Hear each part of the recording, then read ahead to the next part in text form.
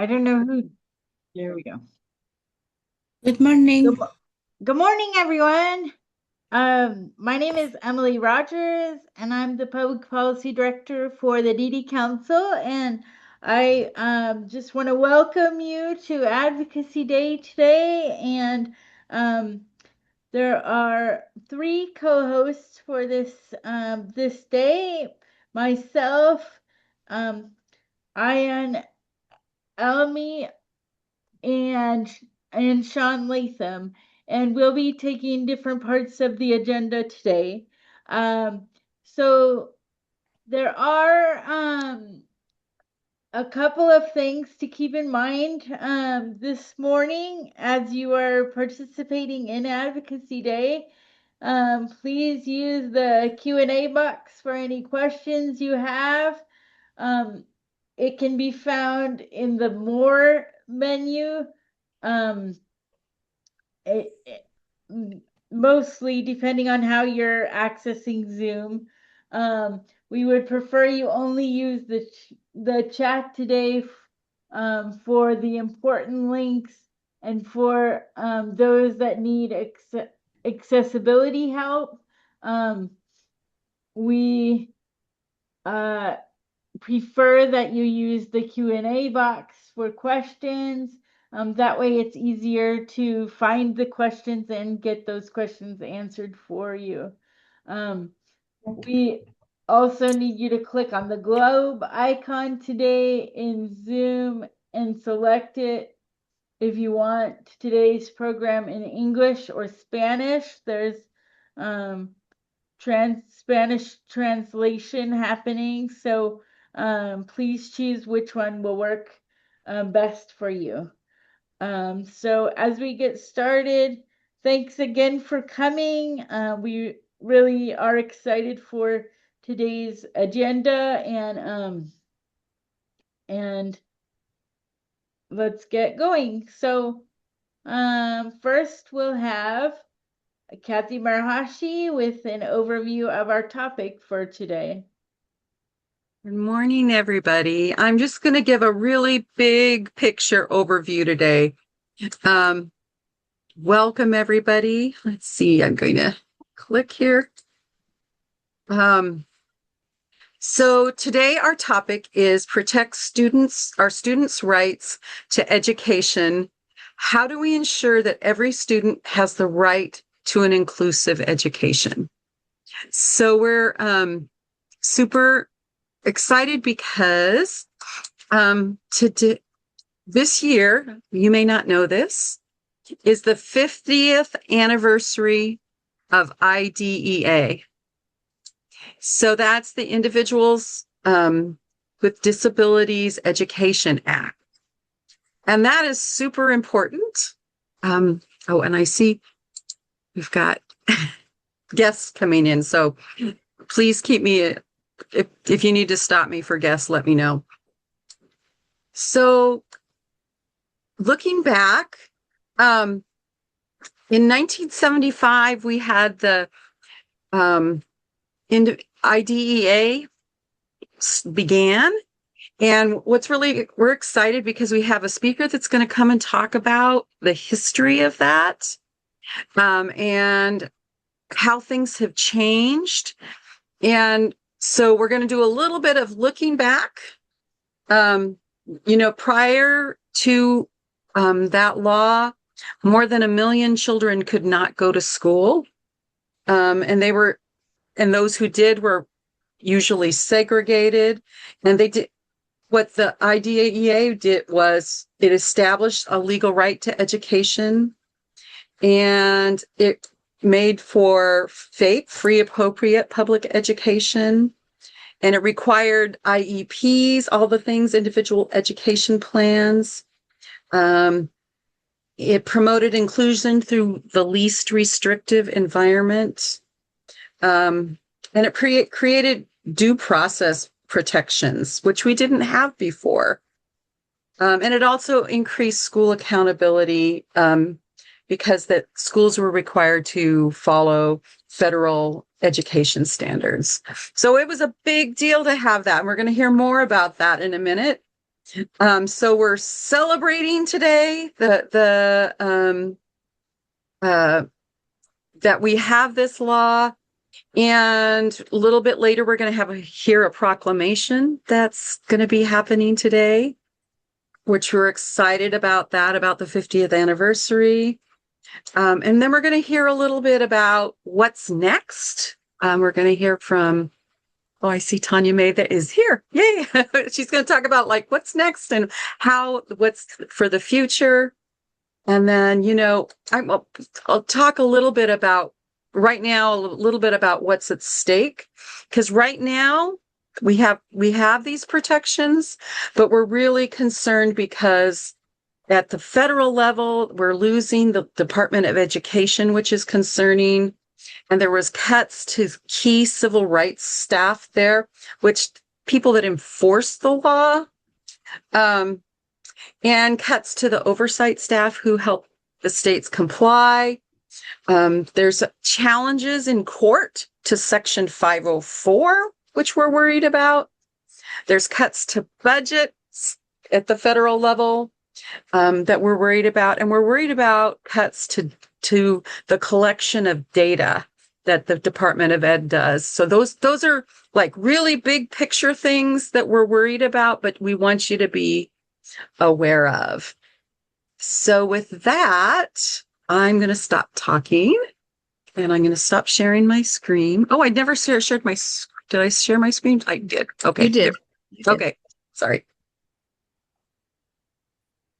There we go. Kathy, we had a couple people come in under your name, and we might do a check and see if Representative Santos is here under your name. Representative Santos, are you here? Nope. We could probably just get started with Bill then. Okay. Kathy, do you have an intro for Emily? Emily is muted, I think. Sorry, I was talking and muted.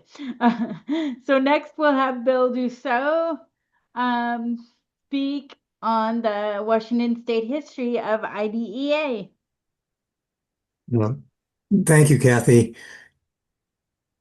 Note that I am named as Kathy underneath my wonderful picture here. So now my name has changed to Bill Dussault. Wonderful. I bet Stacy did that.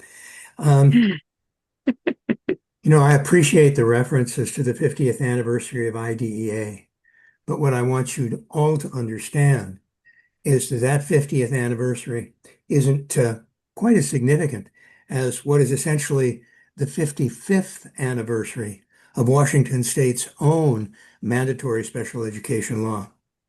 A little story. It was the summer of 1970.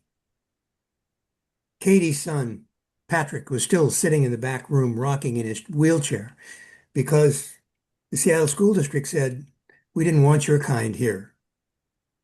Janet's daughter, Nada, same story. Evelyn's son, Coolidge, same story. Children who experienced disabilities were routinely denied access to public education as recently as 1970. I see some gray hair in the gallery here.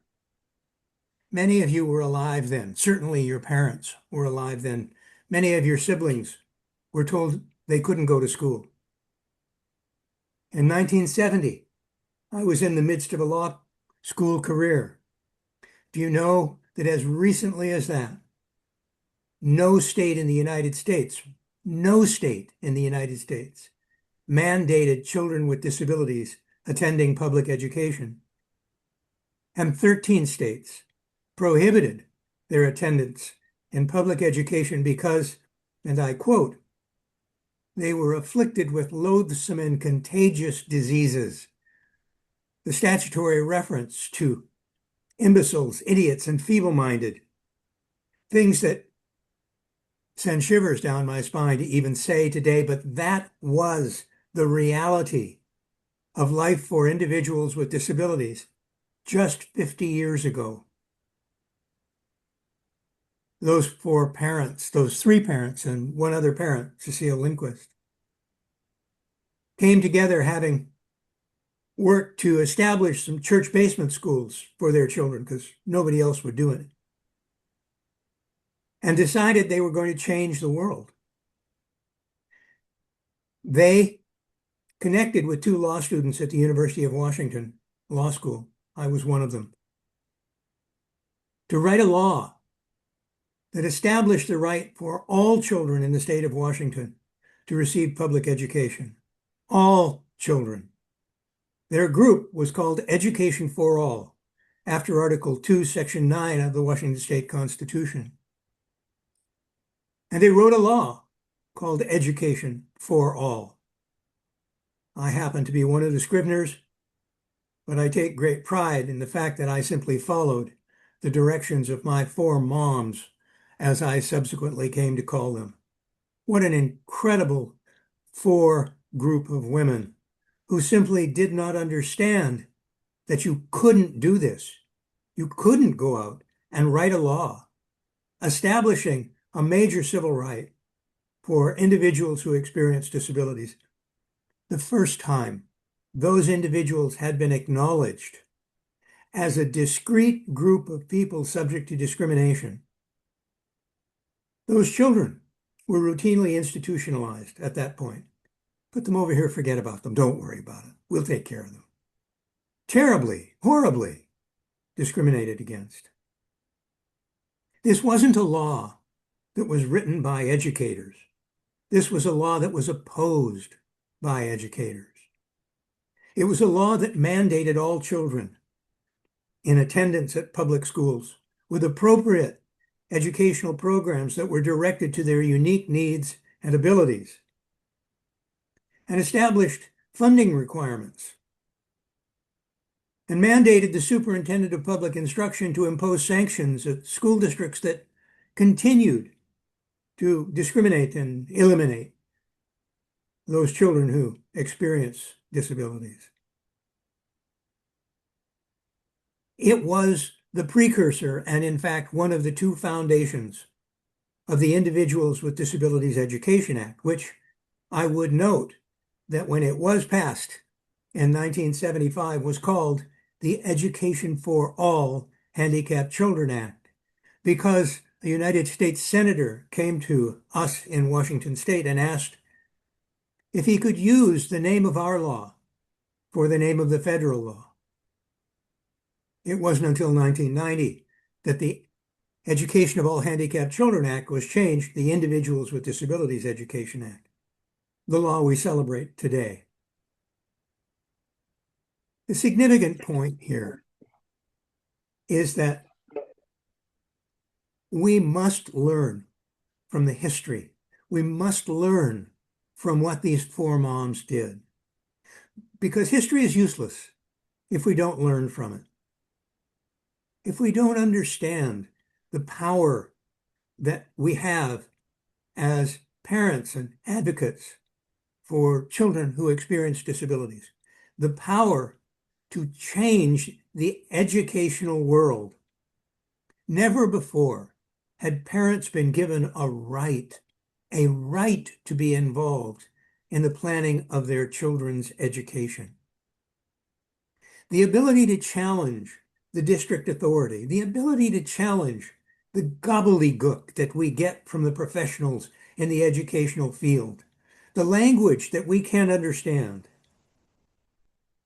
and perhaps they can't either. This law provided parents with that authority to both say, no, that's not my child. That's not how my child learned. My child learns this way. This is how you have to deal with Coolidge, with Patrick, with Nada. If you approach them with competence and compassion and caring and understanding, they can learn. Oh my God. Because at that time, it was not understood in the United States that children with disabilities could learn. And in particularly, it was not understood in the educational environment and in the educational structure. Again, What's the use of history if we don't learn from it?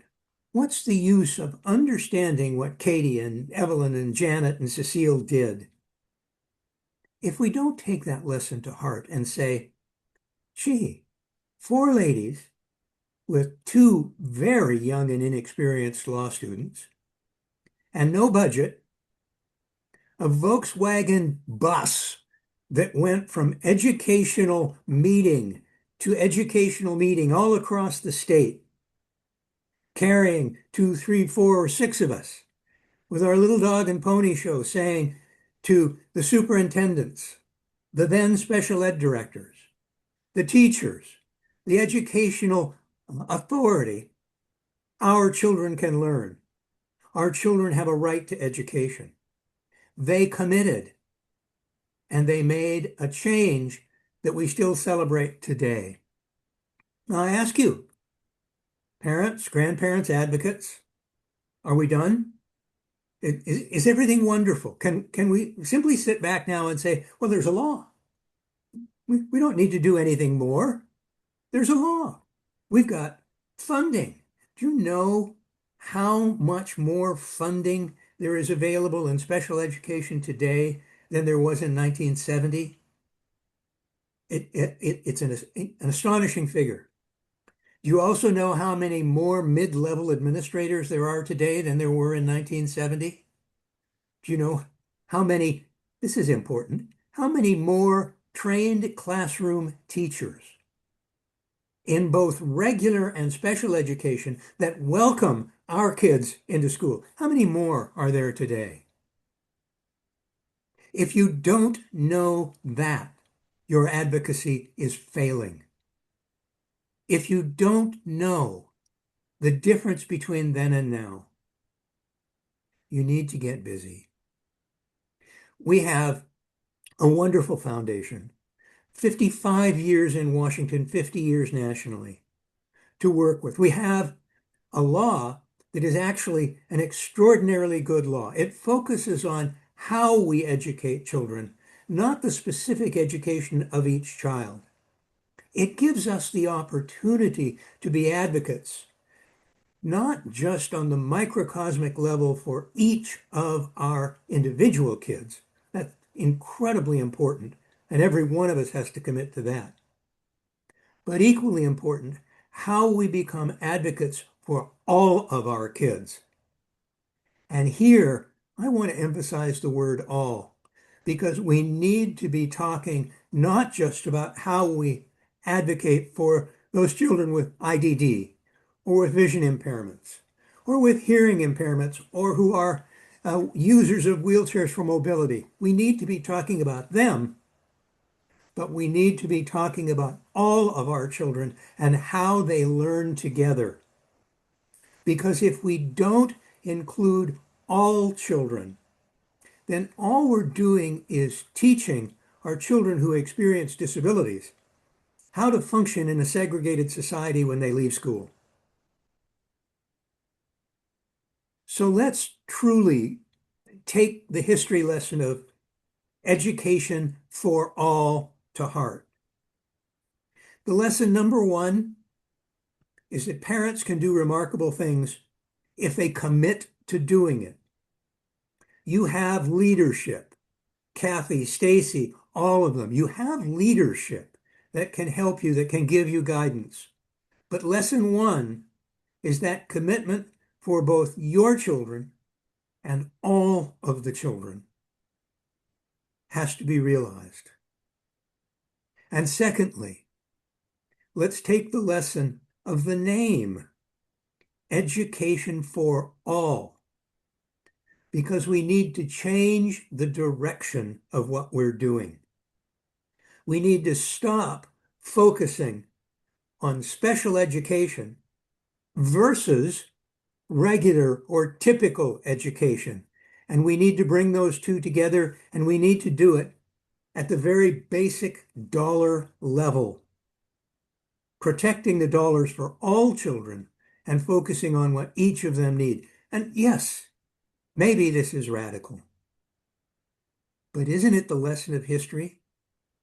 Isn't it the way that we really change what's going on for adults who experience disability in our society.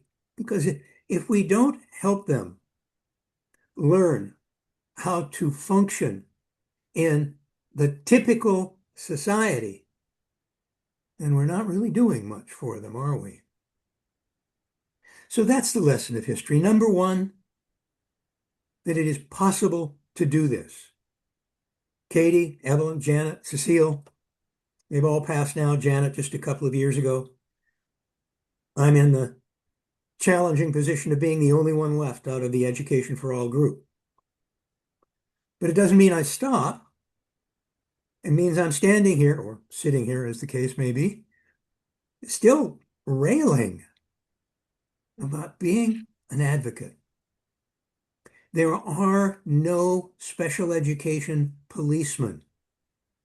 You hear everything about the federal government closing the Department of Ed. Oh, woe is me. They're going to close the department. Well, darn it. They weren't your policemen anyways. You are the special education policeman. If you don't do it, nobody else will. So focus on your kids first, then focus on all the kids next. That's the lesson of history. A, you can do it, and B, there is a focus towards which you can move. Now, that's enough of my preaching to the choir here. I know you're all here because you are committed to this goal. But I really want you to see it in perspective. How far we have come. 13 states that said, go away, we don't even want you. Language that was awful, no other way to say it, to today, where we have a foundation, we have the ability, we have, I hope, the commitment and direction. Thank you all for listening to me pontificate. I appreciate your time this morning. Our next guest is here. Thank you so much. Thank you, Bill. Bill, we really appreciate your perspective and such rich history. And now I'd like to welcome Representative Sharon Tomiko Santos, who is going to talk about the importance of IDEA. Well, good morning, and thank you so very much for giving me the opportunity to join you briefly this morning as we all look forward to celebrating the 50th anniversary of the establishment of IDEA. This is very important to me because I'm the daughter of a special education teacher who worked with students who were significantly intellectually and developmentally disabled. When she started her job, she worked in an institution. I'm so glad that before she left the teaching profession and retired, she was part of that vanguard of teachers that brought students with intellectual and developmental disabilities into their neighborhood schools and into classrooms nearby their homes and support networks. I think my mom would be so proud of all of the work that you have done to ensure that we are continuing the movement forward and ensuring that we have further integrated our general education classrooms. Because let's think about it this way. This is the bicentennial, I can't say that word, of our Constitution. And your U.S. Constitution gives you inalienable rights. And the Congress of the United States clarified your inalienable rights to include a right to supported education and a general education. Your state constitution also underscores your inalienable right by saying it is the paramount duty of the state of Washington to provide a general basic education to every child who lives within our boundaries without discrimination. This is all because of you, the power you place in your advocacy efforts, the power that you place in the hands of legislators to be your elected officials, to carry your voice. And I want to thank you so much for this opportunity to say hello. Wish you well during the rest of this celebration. And I'm going to go off and chair the House Education Committee. So thank you again. Thank you. Thank you so much, Representative. We really appreciate you stopping by.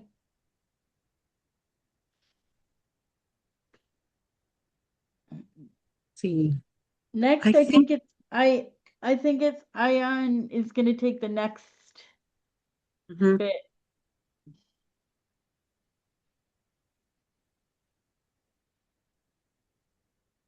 Or Ian? maybe not. I can keep going. And I don't think Grace is here, Emily. I think Tanya May is, though. Okay.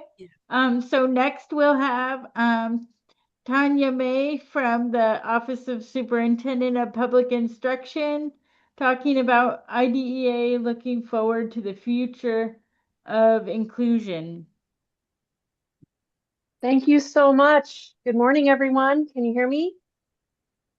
Yes. Good. Awesome. It's good to be with you. Thanks so much for including me. My name is Tanya May. And for those of you who don't know me, I serve as the Assistant Superintendent of Special Education, and I work at the Office of the Superintendent of Public Instruction, or OSPI. I'm really honored to join you this morning. There's been a lot on my mind and in my heart.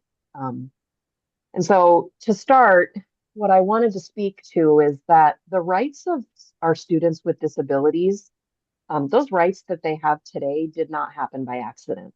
And we've heard some of this already today about Washington's history and influence on our federal Individuals with Disabilities Education Act.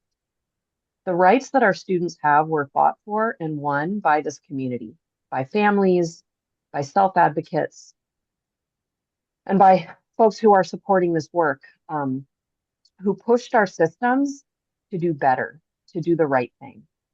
And because of that work, more of our students with disabilities are learning in inclusive classrooms, experiencing higher expectations and more opportunity than they ever have before. The other thing that's been on my mind is just acknowledging that there's so much uncertainty right now. And I know that many people who are with us here today feel the weight of that, feel the worry about threats to the protections that our students need. And so as I join you today, I want to be clear about something. At OSPI, our commitment is strong. We will continue to support inclusion. We will protect student civil rights, and we will defend the promise that every student belongs and has the right to learn. We will not go backwards. And we're also looking ahead. Across Washington state, we continue to build more inclusive schools, schools where students with disabilities are full members of their classrooms and their communities. And we're doing that by expanding supports through our Inclusionary Practices Technical Assistance Network. Through that work, we want to make inclusion our everyday practice. And we have a particular focus on Black children with disabilities and children with intellectual and developmental disabilities who continue to experience the highest rates of segregation. Our state is also moving forward with what's called an IEP system, the Individualized Education Programs. We want to make sure that our special education documents are consistent and that they communicate clear supports for students and families across all of Washington. The work that we do together is about access. It's about belonging, and it's about building systems that last. And even though I share the concerns and the worries that our community is facing, that also gives me hope. I also know that we can't do this work alone. We never have. And so your advocacy moves our public education forward. Your voices matter, your stories matter, and you remind us every day who this work is really for. So I also want to thank each of you for your leadership, your persistence, your partnership, and your belief in what's possible for every student.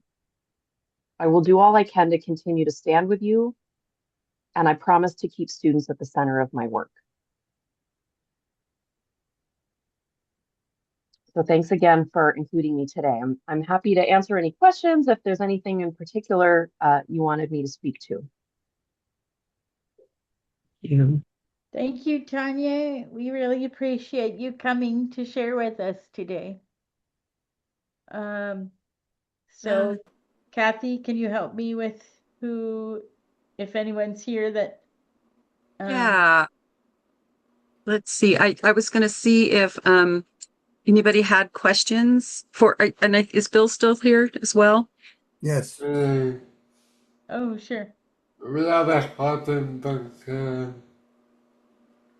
Um, how, according to, Blackboard, you had a team, you are trying to work on, getting it not header but we already, according to a couple years ago, we were having no header date in the union.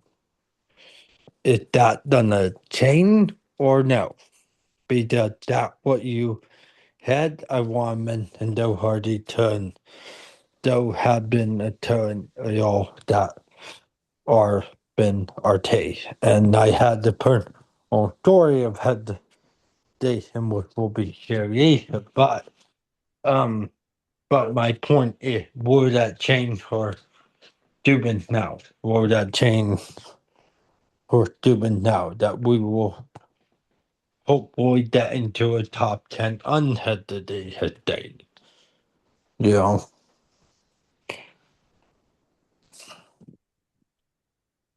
that my question. That's your question.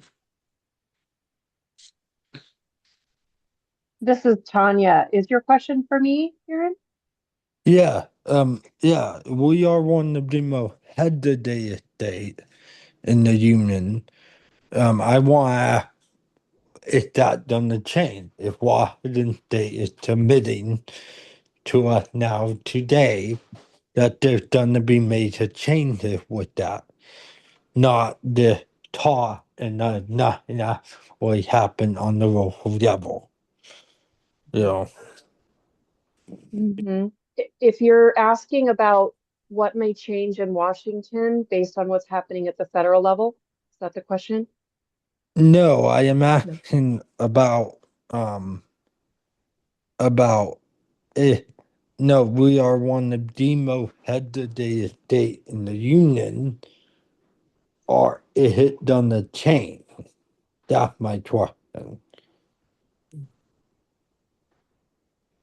Can you say that last, the word, the most what? We are Sti- most headed. We are most um, headed state in the union. Educated? Is that what No, you said? No, can no, I get some segregated. help? Sorry. Segregated? Yeah. Yeah, Karen? Segregated. There you go. Okay, Hello. thank you. Kieran was trying to tell you we are the most segregated state in the union. And was this going to, not the most, but up until a few years ago, was Sure. the second most segregated state in the union. And he wants to know if that's going to change. right. That's my question. Sure. Again. Thank you for the question, Karen. There was a report in 2018 from the National Council on Disabilities that looked at the amount of inclusion across all of the states. And in that report, Washington ranked 44th out of 50 states. And so this is a great question. It sparked a lot of effort, a lot of investment from our legislature, a lot of collective effort with all of us here. And so it is changing. And as long as I'm able to continue to impact that, it will continue to change. I think at the most recent report from our federal level, so we had gone from ranking 44th to ranking about 33rd. So we still have a lot of improvement to make, but certainly we are seeing big shifts. Karen, if I might just add something there. As long as our state continues to segregate funding between special and regular education, there will be an incentive for school districts to segregate students to generate funds. And as long as our post-secondary educational facilities, our colleges and universities, provide degrees in special education versus degrees in regular education, we are going to continue to provide incentives for segregation. My daughter's a special education teacher and has been teaching in an integrated classroom for 30 years. It's pretty strange when your daughter tells you she's about ready to retire. You really start to feel old. But the point is, there's an old movie about follow the money. If you follow the money in Washington state, it encourages segregation. And we have to change that. And that requires a huge systemic change, both in post-secondary education, how we teach teachers, and how we fund school districts. And without those changes, there'll always be segregation. Yeah. Margaret Lee, you've had your hand up a while.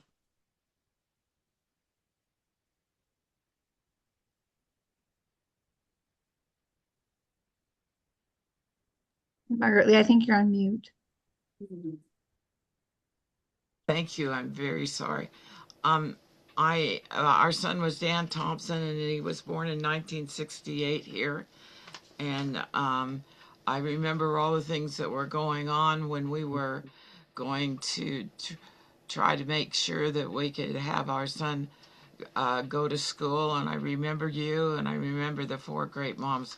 I was just after them with his birthday being in 1968, and I since have had I have degrees in botany and chemistry, but I have all these years now of being an advocate for people with developmental disabilities, and Dan worked at Microsoft for 15 years in the mailroom, so he had about as good a normal life as I can imagine anybody having, um, and I want to thank you, and I appreciate it.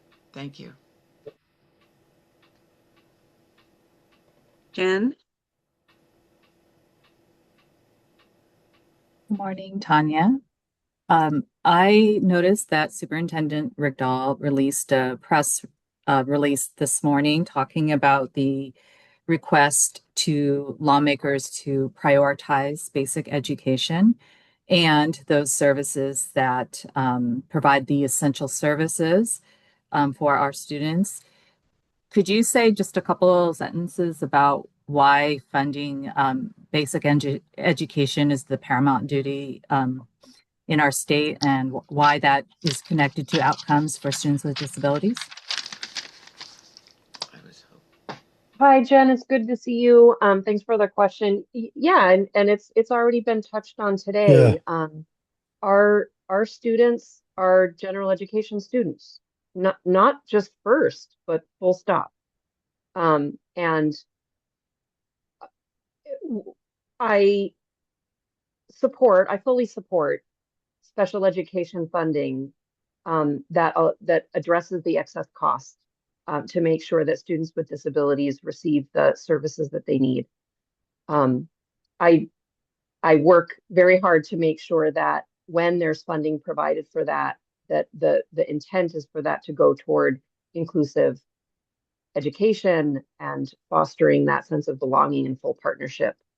At the same time, our special education funding is built off of, right, and is provided in addition to the basic education funding that all students receive, including students with disabilities. And so I worry about increasing funds for special education without also increasing basic education, because we don't want an incentive to have students labeled with a disability when it's not appropriate, right? We want to make sure that we are providing the supports that are needed in the way that they're needed. and that we have sufficient resources for that population. We also want to make sure that we're providing preventive services. Early intervention can change a student's life. And so we want to make sure that from the beginning of their educational experience, all students have the services that they need, and that our schools have the resources that they need to provide those services. Brittany? Hi, good morning. I am Courtney Chris, and I have two kids with Down syndrome, one in kindergarten and one in sixth grade in middle school. I want to say first, I'm very grateful for Mr. Dussault's work and Ms. May's work currently, because that is definitely supporting my kids where they're at.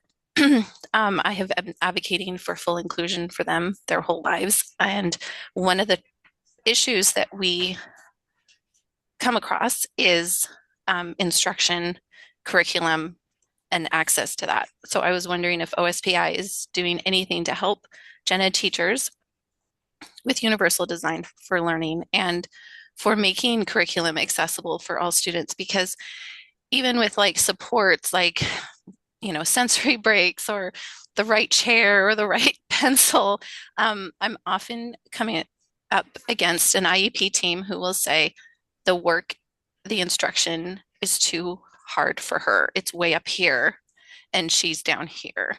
And they use that as a like a reason for more time out of the classroom. So I love what Mr. Dussault said about how teachers, all teachers should be educated in teaching all students. So I was just wondering, Ms. May, what OSPI is doing to support that. Thank you for the question, Courtney. Thank you for your advocacy and telling some of your story. I put a link in the chat right now for the Inclusionary Practices Technical Assistance Network. And again, just like all of this work from its inception to the work we do today is done with community. This isn't something that is a top-down or driven solely around policy. It is including members with lived experience in this work and educators who are in classrooms now, and our administrators who are doing the work.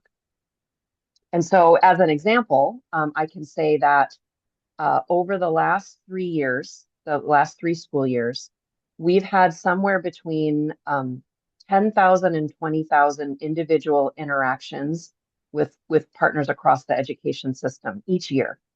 And so that includes students and families, it includes principals, our school board members, our teachers, our administrators. And one of the things that we've held really steady across all of this work is that in each of those school years, more than 50% of the individuals who are working with our network are general education teachers.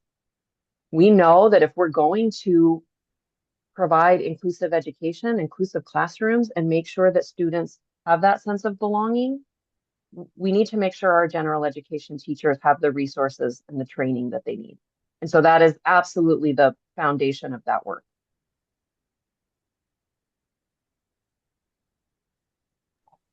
And Tanya, I put several links in the chat to the inclusionary practices work and the technical assistance and the K-12 work group in there for you too. Thanks, Stacy. Christy? Hi, everybody. Christy Childs with the council. I just wanted to read out a question that was in the Q&A. This is from an anonymous participant. There has been criticism that due to restrictive court rulings, IDE places an unfair burden on parents to serve as often the sole advocates of their children. How can we move toward more collective protections that promote the rights and needs of all children, even if their parents are not in a position to dedicate large amounts of time and energy to advocacy? I love that question. I think often, and I've talked with some of you, I don't ever want a parent to feel like they have to have magic words to get the thing, right? That's not the goal. the goal is to make sure that we're thinking about education as an entire system. I also don't want to always tell teachers do more with less, right? We want to be thoughtful around providing supports across all of our partners in education, from our students and families, our teachers, our principals. And so again, at least for my work, what I can influence is I can make sure that this Inclusionary Practices Technical Assistance Network thinks about all of the different audiences and partners in education, and we put resources to make sure that those partners feel more supported. That includes dispute resolution. My team talks a lot about not waiting until there's a complaint.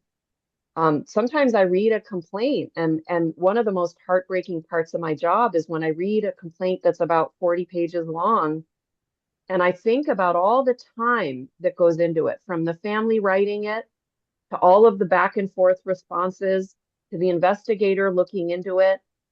To me, I'm kind of the final read, all of those hours to get to a complaint that doesn't have any findings. And I think about how hard that is for the family to then go back and read that and to get that decision. And what I ask my team and what I push on a lot is how do we make sure that, one, that families have enough understanding of the system, because we do want to continue to build capacity so that they can push back and ask questions. But more, how are we monitoring schools and districts, even when there isn't a complaint? How are we getting out into classrooms as an educational agency to make sure that we're observing instruction and that we see what those trends are? How are we thinking about our budgets? Because I would say that more than anything else, our budgets represent our values, far more than any words that I say. So those are the things that I think about a lot, so that we can be supporting families across all of the work, including with our family-facing organizations. Sometimes they're the best support that a family can find. Just a quick comment on that too. I was just about to leave, but this question caught my attention. History, again, gives us some important lessons here. One of the specific paragraphs of House Bill 90, the original Education for All Act, gave the superintendent of public instruction the authority to sanction school districts that failed to provide appropriate education for children with disabilities. 55 years ago, the superintendent had the ability to provide sanctions against school districts who were non-compliant. I'd like you to guess how many times the superintendent has sanctioned a district for failure to provide appropriate education for children with disabilities. The point is, there was a mechanism in the law to provide outside supervision and management of these programs. The parents, Janet, Evelyn, Kate, they were not stupid. They understood what was going on. They provided the mechanism. Frankly, the leadership hasn't been there to use it over the last 55 years. I'll stop and sign off. Thank you very much. Thanks, Bill. Another important guest to welcome right now, Grace. Now it's my honor to welcome Grace Huang from Governor Ferguson's staff, who has an important proclamation to read. So welcome, Grace. I'm driving you. She here? Yes, thank you for noticing that. Thank you for having me today. I'm Grace Huang, and I'm the Senior Policy Advisor for Governor Ferguson on Human Services.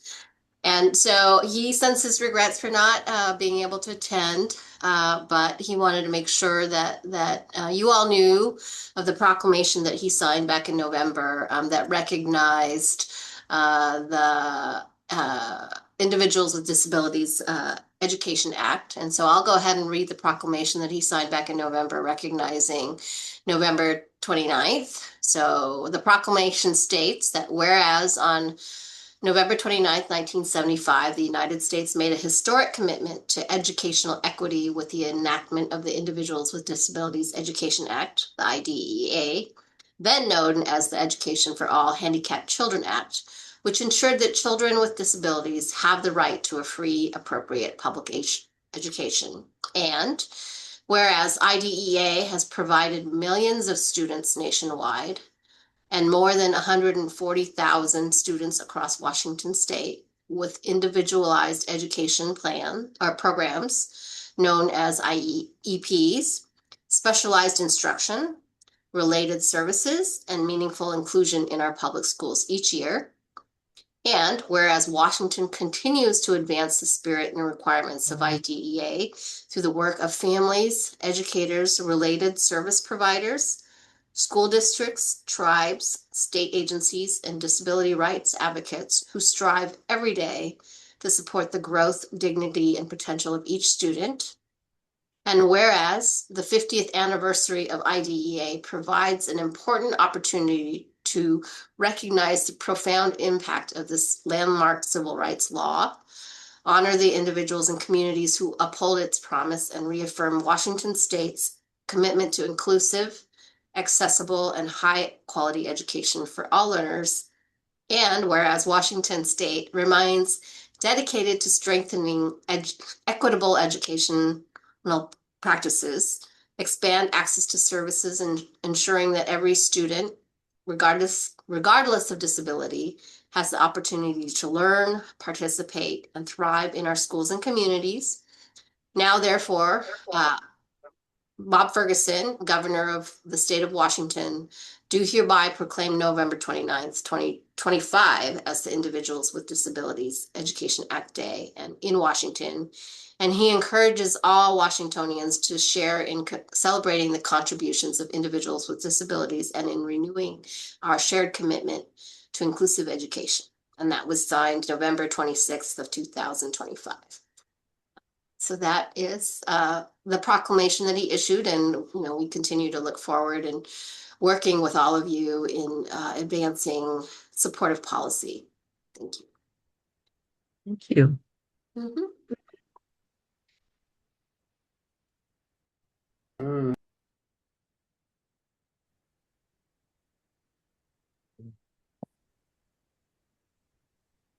Thank you, Grace. I'll make sure that we send out the proclamation to everybody, and I'm not sure who's our next guest. Our next guest is, I apologize, everybody. Good morning. My name is Ayan Elmi. I'm a little bit under the weather, and today is the first day of Ramadan, so I'm a bit tired. We're going to be calling on Erin Okuna. I apologize if I'm saying your last name, of Office of Education Ombuds. Hi, I don't. thank you.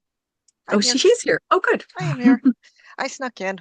Ramadan Mubarak, Ayan, and thank you for having me. My name's Erin. I'm with the Governor's Office of the Education Ombuds, so it was really great to see my colleague Grace right before. And Stacy also is a past staff member, a past director of this agency as well. So wonderful to be amongst friends, and Tanya and I work together too. I will just give you a really quick overview of who we are and what we do, and really quickly also a little bit about a bill that we were running that I'll give an update on that. So our office, the Office of Education Ombuds, is here to support public school students in the K-12 system for anything that they need help with. So oftentimes our number one case category is always special education. So we recognize and are working with many parents across the state with students with IEPs, 504 plans, or sometimes maybe this family and the student feel that they need an IEP and they're having the problems getting it from the school. So what we can do is we will often work with the family. It's mostly parents that call, sometimes students call as well, or educators, and they say, hey, we have this problem. The problem could be about anything, including outside of special education. So it could be harassment, intimidation, bullying, attendance. Sometimes those attendance issues are related to a disability, or just almost any K-12 problem we've probably dealt with at some point. And we'll work with the family to figure out what's going on and to hopefully look for a path forward. Some of the things that makes our office different from other places, such as complaint processes or things that Tanya maybe mentioned, is we're informal. So we are before the formal complaint process. We also don't provide legal advice. But even within those limitations, there's a lot that we can do to support students and to hopefully keep them in the classroom and keep them learning, and to work towards inclusion, and to also work with the schools to figure out what's going on. So that's kind of who we are in a really quick nutshell. We have a couple of different priority areas. So if you have a student or are working with families and they fall into one of these groups, please make sure you tell them to mention that when they contact us. So if the student is Black, Indigenous, person of color, if the student is out of school, so if they are suspended, expelled, or maybe something happened where they're not in school and they're trying to get back into school, this also includes partial day for special education. Please make sure that they mention that. That is a huge red flag. We want to help students get into school and stay successfully in school.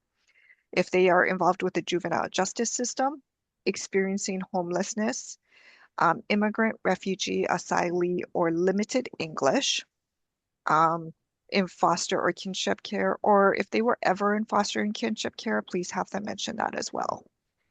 Involved in the wraparound WISE, wraparound intensive services, or CLIP, children long-term inpatient care, or if the student is trans or non-binary, make sure that they mention that during their intake with us, because those are priority areas for us, and we want to make sure that those students do not slip through. So there's several ways to contact us. I'll pop into the chat when I finish talking, because I can't do two things at once. And look forward to hearing from many of you. And then for the last part, I will really quickly update you on one of the bills that we had. We had a bill that was alive and died yesterday, or I'm going to say it's on hiatus until whenever it gets rejudged up. Mother. And that bill was to give our agency better protections around confidentiality. So if it ever comes back, I hope it comes back very soon, it would just help us protect our student client data much more. And that is all. Thank you, Erin. Stacy, you have your hands up? Hi, Erin. It's so great to see you. I'm so glad that you could come. I just wanted to make sure and take a moment to thank you for all the good work that OEO does and all the people that they help.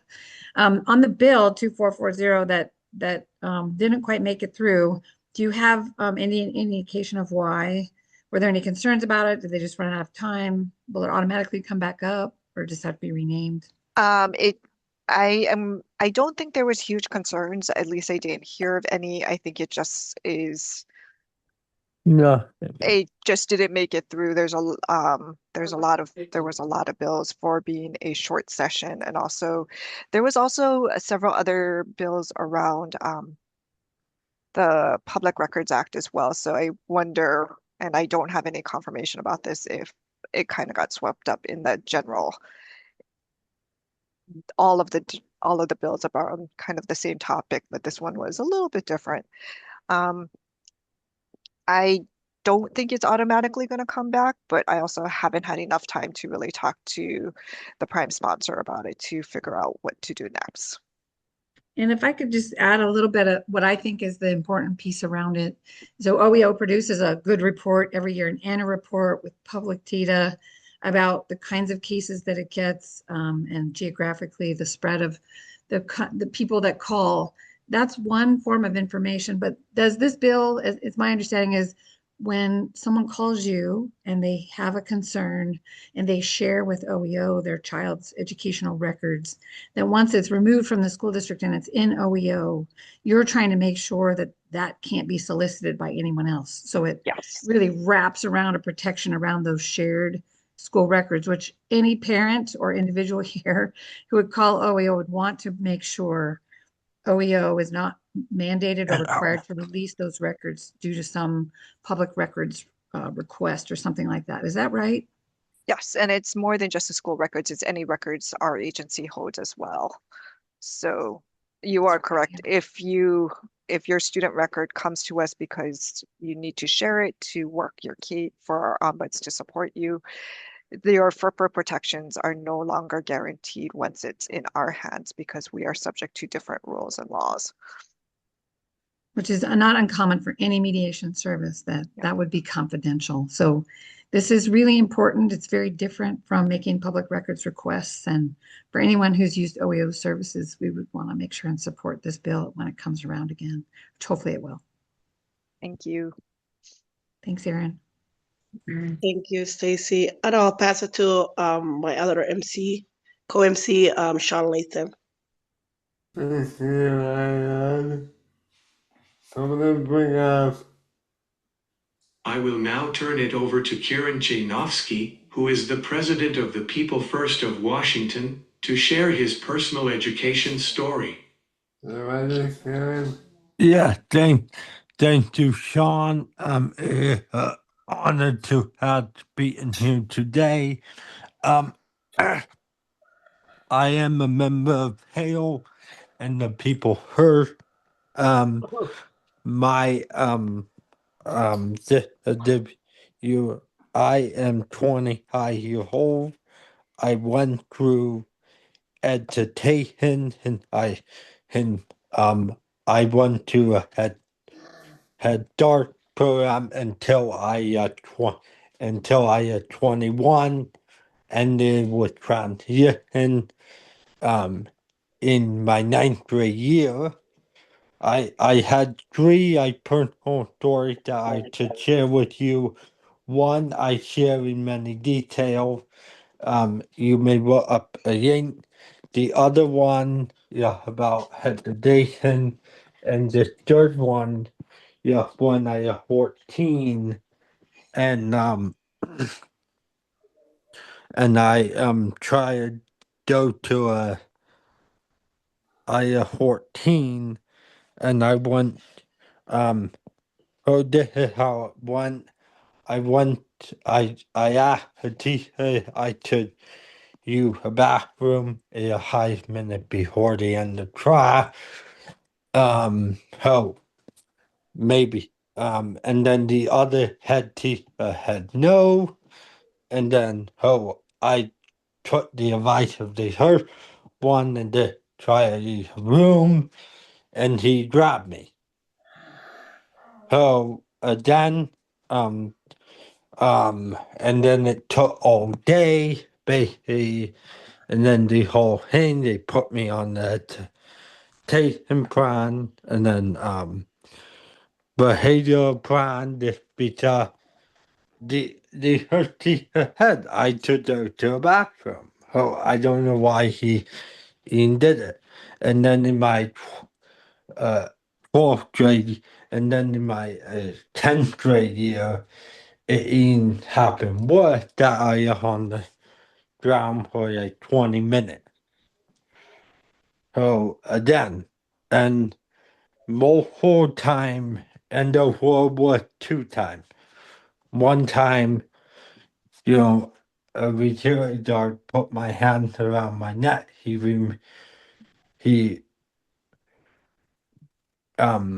so this is not all in my story. My story is very wonder, and this I am just telling you incidents that had happened before, and so a main incident is documented in my 10th grade year. That's why I'm trying to do with my ninth grade year, because I want to make sure that there were other incidents of insult, and I primarily want to mention that any student, uh special or non-special, should not be assaulted in school by the teacher. Shouldn't be. And I insult at least 3 times. At least 3 times. And um twice I just want to die. Eventually we had to not have that outdoor hormone twice, and it just a very brutal situation, and I want to encourage a passing of that bill in public education. I want hopefully um honor people who came before me, and I want to honor people who are gonna come after me. That is my goal in the bill to height. This is my goal to height for any person with a disability who will have the right to education, because I know people who didn't get that right ever. I know one friend died recently who never got that right of be educated in a non-hesitated way.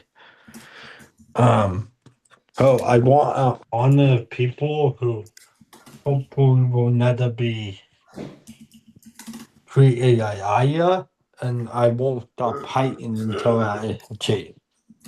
So, any questions or no? Yeah, no, I just wanted to say, Kieran, I'm sorry you had to go through those incidents. It seems like we need more education for teachers, and we need to fight against restraints and isolations. oh yeah, we need more, like, so. Right. And Sean, what is that bill number so we may at least Actually, the next speaker hopefully will be talking about this. So Ramona, is Ramona here? I think Pam is going to speak for her. Oh, okay. So Pam Phillips. Pam Phillips from the Arts of London will talk about the restoration of isolation bill. So, and thank you awesome. for listening to me. So thank you for listening to me. Uh, yeah. So, go ahead, Pam. Thanks, Sean, and thanks, Kieran, for sharing your story. The bill that I think Kieran was referring to is House Bill 1795, and I'm assuming everyone can see this screen here.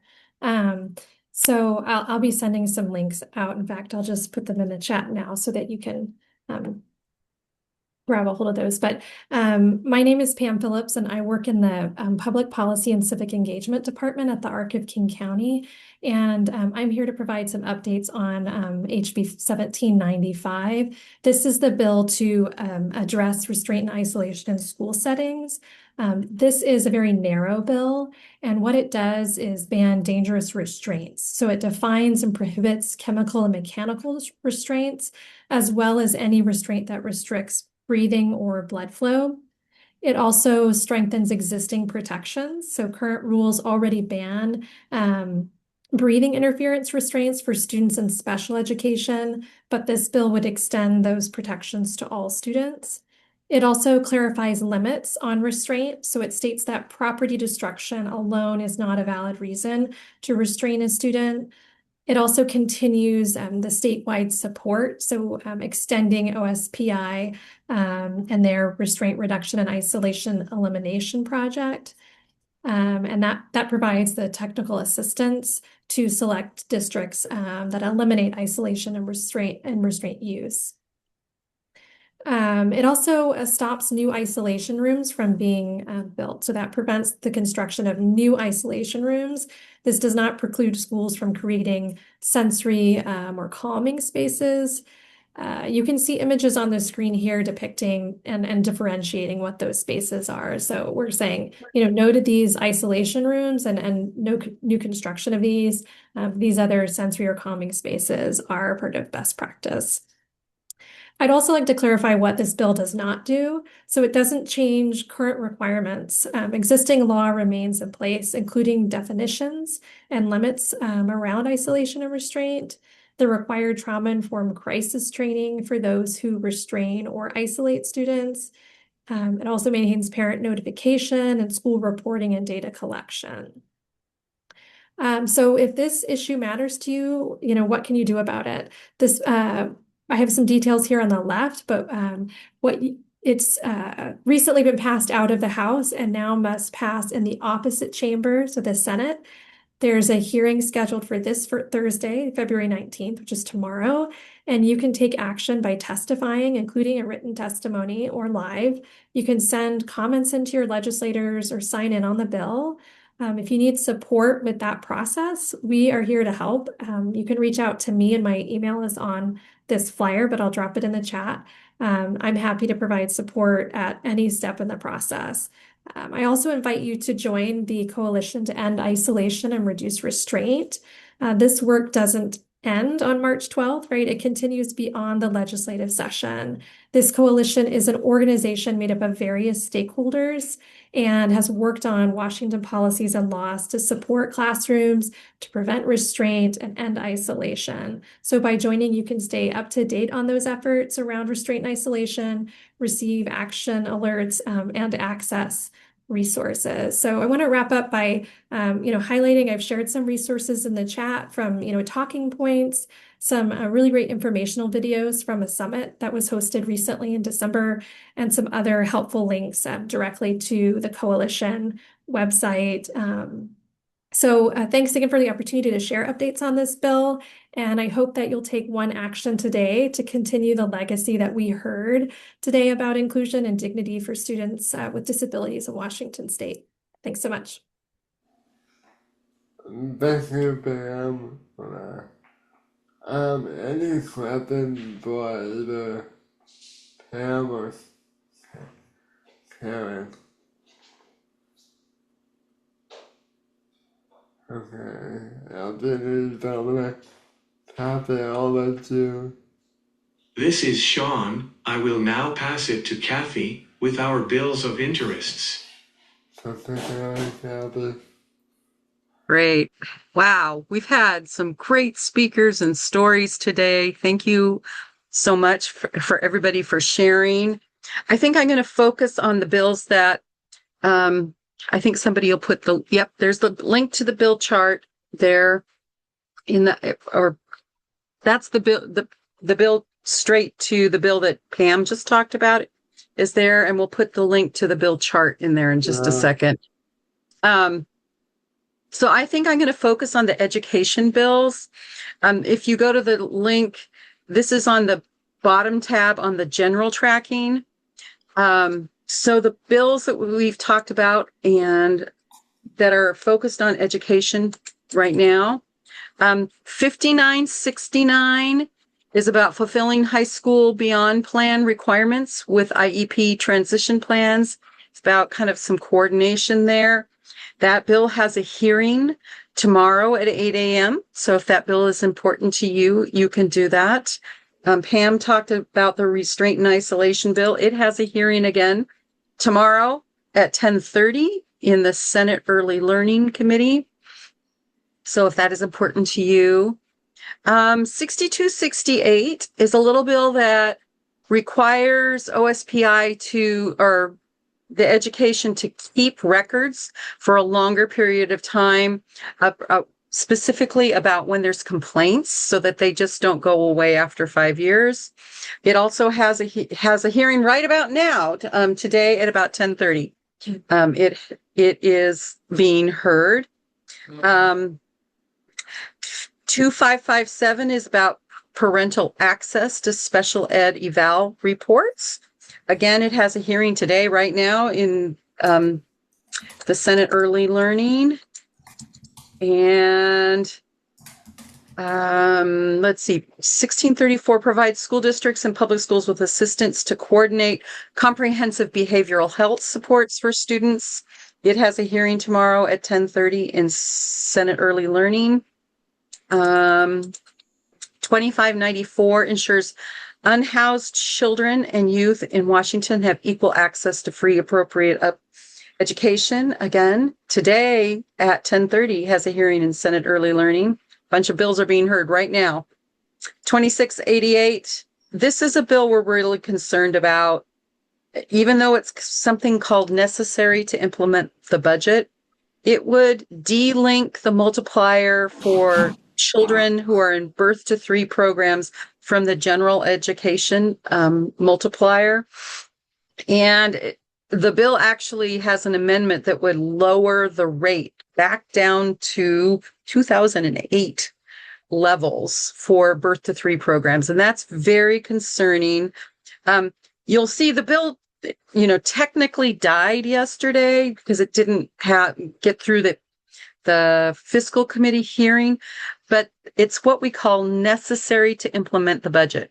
So if the House decides to put this in the budget, the bill would still be alive. So we're very concerned about that.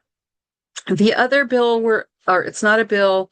The budgets are going to be coming out this weekend.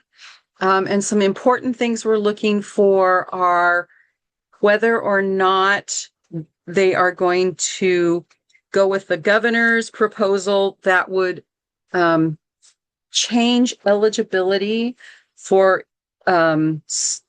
waiver services within the IDD program.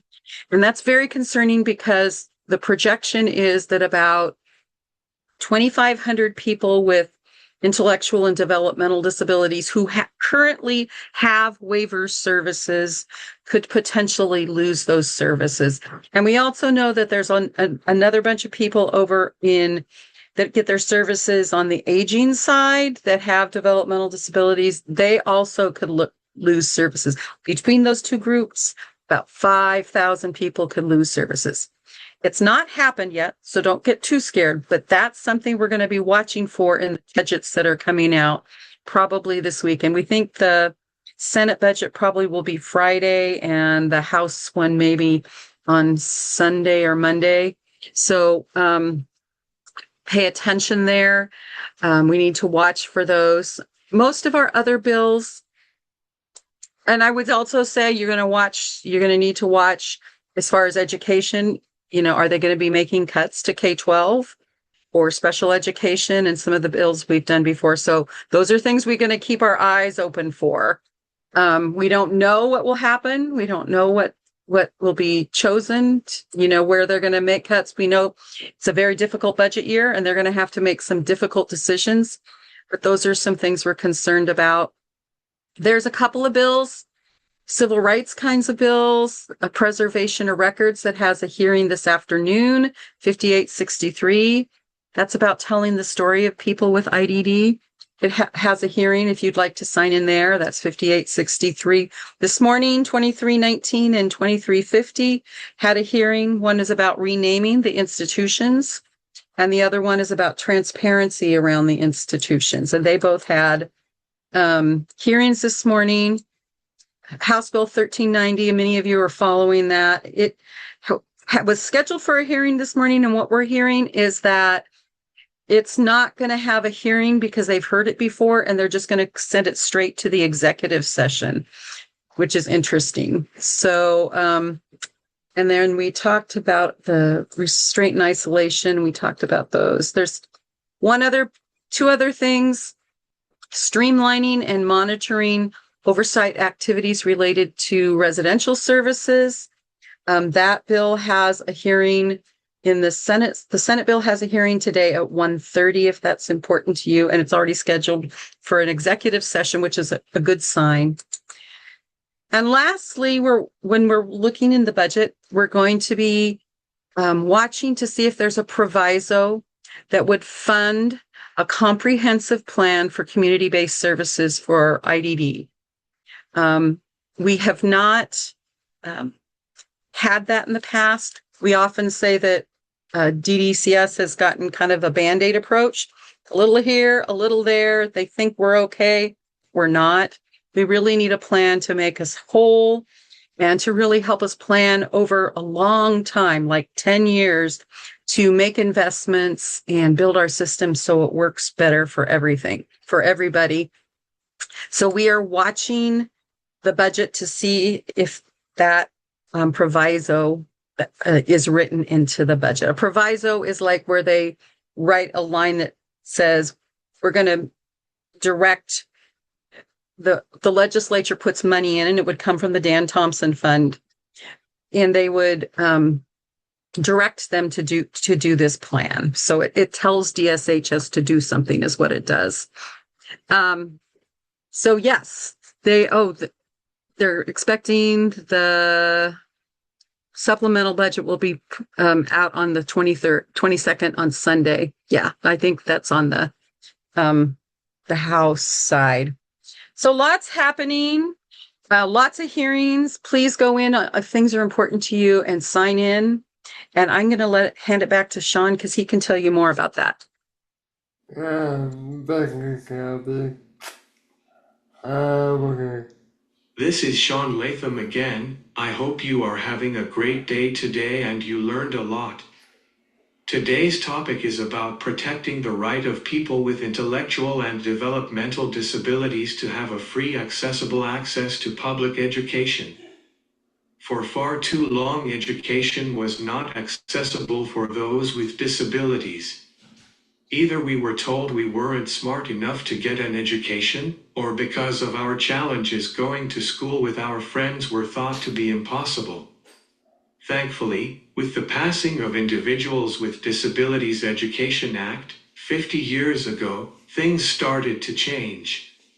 I myself were born after this amazing act, and while my education was not perfect, this act gave my parents the right to say, "Hey, school administrators, yes, Sean has physical challenges, and often he learns differently, but Sean can get an education like his siblings and can achieve success in life.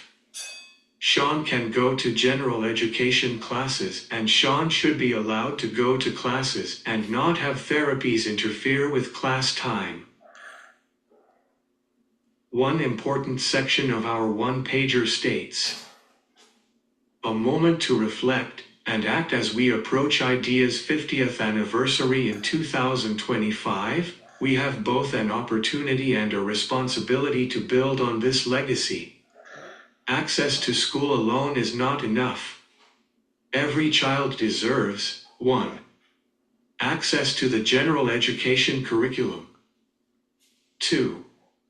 The opportunity to be meaningfully educated alongside peers without disabilities. 3. Instruction and supports that recognize their strengths, not just their needs." Decades of research show that inclusive education leads to better academic, social, and life outcomes for students with and without disabilities.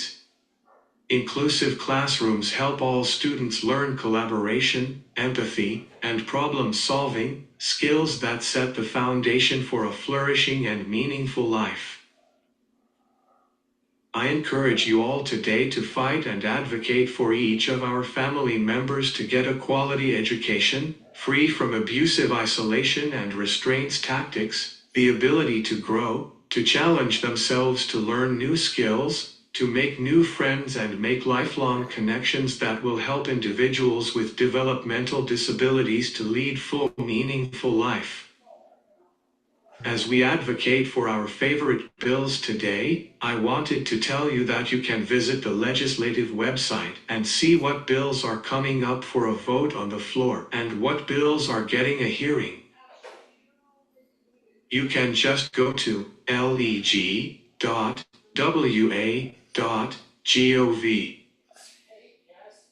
And please check out the TVW website to see the House and Senate in action at tvw.org.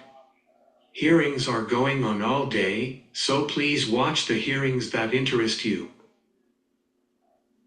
For more information about the issues you heard about today, we are going to post this week's one-pager in the chat, and please see the ARC's bills of interest for additional information. Lastly, I want to encourage you to fill out our Advocacy Day survey. This helps us understand what you like and what you didn't like about Advocacy Day, so we can get better and better. You have the option of filling out the Zoom survey that you should see on the screen now, or alternatively you can click on the links I posted in the chat. There will be an